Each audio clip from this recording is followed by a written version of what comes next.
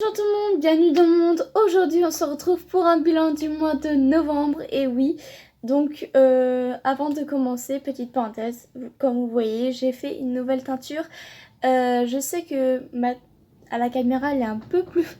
Elle est très claire, mais en fait elle est hyper foncée.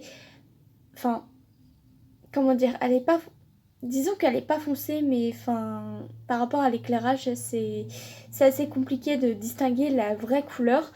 Donc voilà, j'ai fini ma petite parenthèse. On est parti pour cette vidéo. Et comme d'habitude, je vous présente ce qu'il y a dans ma boîte et ce que j'ai fini en fin de mois. Enfin, durant tout ce mois. Et vraiment, il y a vraiment beaucoup de choses. Donc c'est parti. Alors, dans la boîte, il y a vraiment beaucoup de choses. On va commencer par les mangas. Ouais, on va faire les mangas parce qu'il y a beaucoup de mangas. Alors, le premier que je pioche, c'est Marie-Antoinette, la jeunesse d'une reine, de l'édition Cléna, de Fuyumi Soyo. Vraiment, c'est une amie qui me l'a passé, qui m'a prêté, qui m'a dit ah bah il est sympa, il a l'air bien et tout, ça dirait de le lire. Et moi je lui ai dit pourquoi pas. Et comme je suis passionnée de Versailles, de Marie-Antoinette, tout ce qui se passe dans le XVIIIe siècle, je ne peux que accepter ce manga. C'est une perle rare. C'est vraiment magnifique à l'intérieur. Les dessins, mais dingue. Les dessins de dingue. Vraiment magnifique. L'histoire est magnifique. Elle ne se passe pas en même temps. Se passe pas tout le long de sa jeunesse, mais au tout début, elle va faire connaissance au roi de France, enfin, au dauphin de France. Et bien sûr, l'histoire, c'est que on la voit évoluer, hein, bien sûr.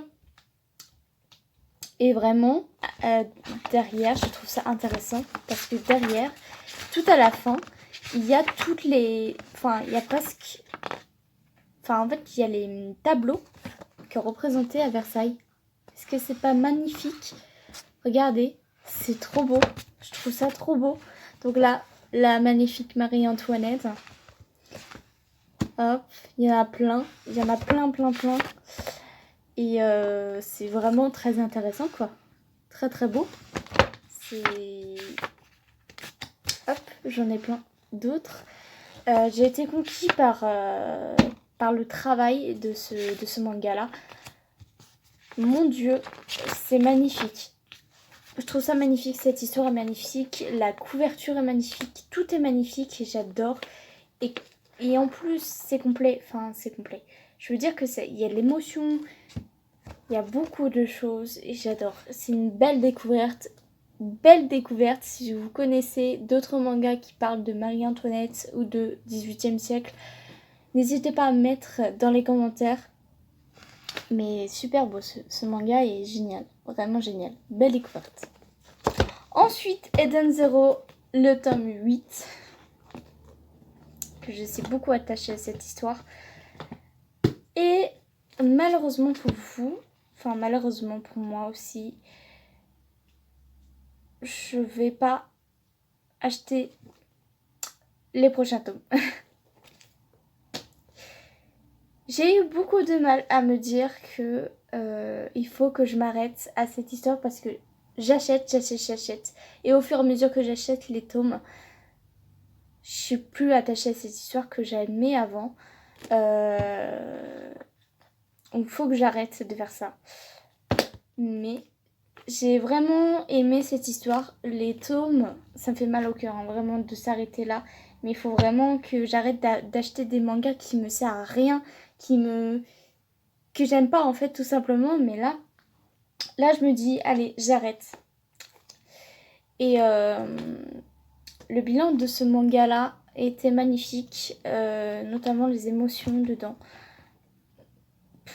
Il y a beaucoup de personnages, beaucoup de choses, mais je me suis pas accrochée à cette histoire. Malgré que j'adore cet auteur, malgré que j'adore l'auteur qui a écrit cette histoire, Hiro Mashima, pardon. Et ouais, on retrouve beaucoup de personnages qu'on connaît, notamment Natsu, Lucy et Happy, les 3 principales, mais je peux pas. Je suis désolée. J'aime beaucoup parler. Bien sûr, ce manga va rester dans ma bibliothèque, hein, bien sûr, mais je rachèterai pas la suite. Je me suis pas accrochée à cette histoire. À force, je n'avais marre de le lire. Et voilà. Ensuite, alors Come to Me. Oh, le Wedding tome 3, Come to Me de Naishi Yuki. Vous savez que j'adore ce manga-là. J'ai lu tous les mangas de ce manga, tous les tomes de ce manga, de Come to Me. Et je m'accroche de plus en plus et j'adore ce Wedding. J'adore ce manga, est génial. Il est plein d'émotions, il est encore plus beau que dans l'histoire principale. Et c'est tellement choupi, c'est tête, mais j'achèterai la suite, bien sûr. Et j'ai très hâte. Vraiment, magnifique. Trop beau. En plus, ça s'accroche. Il y a de plus en plus de choses qui viennent là, dans cette histoire, mais des fois, c'est tellement beau. C'est tellement beau. Ensuite, une nouvelle histoire, une nouvelle découverte qui est Waiting for Spring. 2 tomes que j'ai eu en édition limitée. Offert, un acheté, un offert. Et ce manga-là,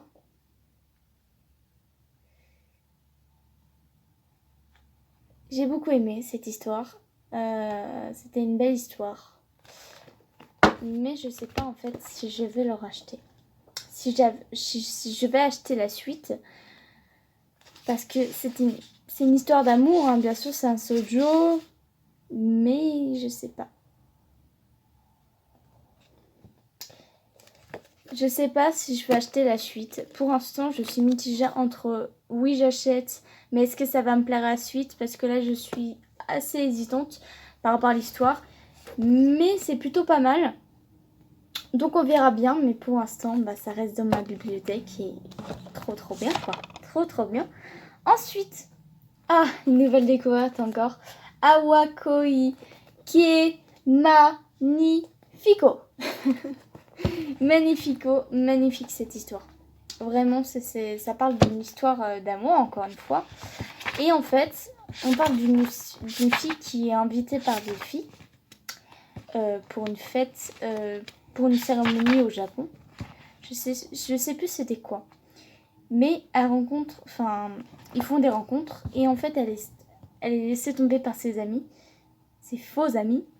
Et elle va rencontrer un garçon qui est hyper dur et tout avec elle, qui ne parle pas beaucoup. Et ça va compliquer les choses de leur relation et ça va être tellement beau que j'adore ces histoires quand même tellement beau qu'on voit dans tous les mangas. Mais surtout que cette histoire, c'est tellement réel dans la réalité, dans la vie. On peut avoir cette relation-là et je trouve ça magnifique. Je trouve ça magnifique et représenté comme ça. Donc c'est de Kanan Minami. J'ai oublié de vous mettre Anashin, voilà. L'auteur c'est Anashin. Et c'est bon.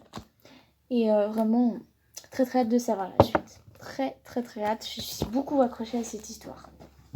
Ensuite, oui, mais il y en a d'autres. Ensuite, 2 mangas, encore une fois, qui sont été découvertes et que j'ai adoré. Alors, c'est un manga que je connais déjà, l'auteur, c'est Emma Toyama.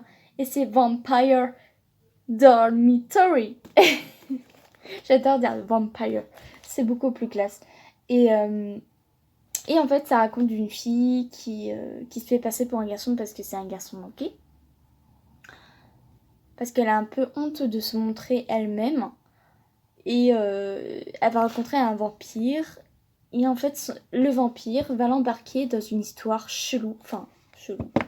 Je veux dire que il doit l'utiliser parce qu'il a besoin de son sang. Il faut que ça soit un garçon. Mais en fait, c'est une fille. Et c'est pour ça que le sang va être pas très bon. pas très beau à boire. Et ça va. J'adore cette histoire. C'est tellement beau.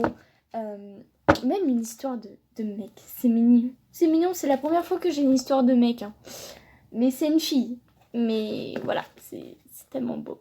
C'est tellement mignon que j'adore. Et j'ai très très hâte de savoir la suite. Bien sûr. J'adore cet auteur. Il fait de magnifiques romans. Ensuite, Careful's Love, le tome 1. Le tome 1.